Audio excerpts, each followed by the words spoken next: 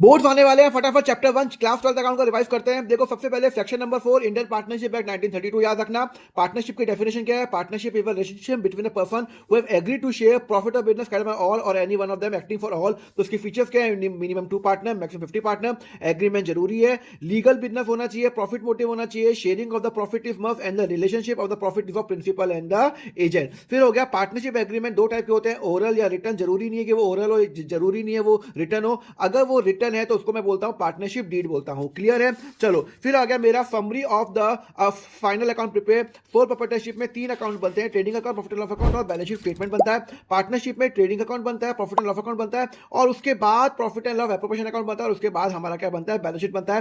Profit and loss appropriation account के अंदर सिर्फ और सिर्फ पार्टनर्स के खर्चे आएंगे जो कि चार्ज नहीं है, जैसे interest on capital, salary to the partner, commission to partner etcetera, या फिर इंटरेस्ट ऑन ड्राइंग। और जो भी हमारा प्रॉफिट होगा वो हमारा प्रॉफिट शेयरिंग रेशियो में डिस्ट्रीब्यूट हो जाएगा। तो what are the feature of the profit and loss appropriation account? It is prepared by the partnership firm, it is an extension of profit and loss account. ये एक nominal account है, ये बताता है कितना नेट प्रॉफिट हमें distribute होगा and entries are made in this F for the Indian partnership act 1932। चलो फिर ये चार्ज अगेन द प्रॉफिट और एप्रोप्रिएशन आउट ऑफ प्रॉफिट में क्या फर्क होता है? देखो चार्ज अगेन प्रॉफिट का मतलब होता है वो वाले खर्चे जो मेरा प्रॉफिट होगा तो भी मिलेगा, लॉस होगा तो भी मुझे खर्चा पे करना पड़ेगा, जैसे कि telephone, electricity expenses. Now appropriation क्या होता है? वो वाले खर्चे जो मुझे प्रॉफिट होगा तो ही मुझे पे करना है। नॉर्मली पार्टनर से खर्चे होते हैं, इंटरफॉर्म capital, salary to partner, commission to partner. ध्यान रखना जो भी चार्ज आइटम होगा वो हमेशा कहां जाएगा? प्रॉफिट एंड लॉस अकाउंट में जाएगा और एप्रोप्रिएशन जाएगा profit and loss appropriation account के अंदर। तो इन दोनों में फर्क क्या है? Profit and loss account it is prepared for trading account, ये प्रॉफिट एंड लॉस के बाद बनता है, ये ग्रॉस प्रॉफिट